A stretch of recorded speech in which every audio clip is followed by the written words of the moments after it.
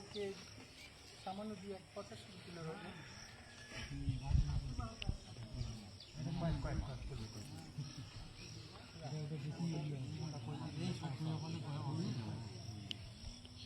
আমাদের রাজবংশীর যে মূল বিষয়বস্তু, আমরা পিছিয়ে পড়ছি।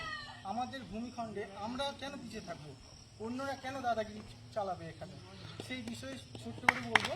আমাদের যে ভারত ভর্তি চুক্তিতে যে সময় চুক্তি হয়েছিল 9টি আর্টিকেল 52টা শর্তে, সেই 52টা শর্তের মধ্যে সংক্ষিপ্ত যে বিষয়গুলো রয়েছে সেই বিষয়গুলোর মধ্যে কয়েকটা বিষয় তুলে ধরছি এখানে। যেমন আলো, জল, স্বাস্থ্য, শিক্ষা, এগুলো কিন্তু আমাদের টোটালি ফ্রি হওয়ার কথা ছিল। সেই জায়গায় আমরা এগুলো থেকে বঞ্চিত হচ্ছি। সেই 9টি আর্টিকেল আর 52টা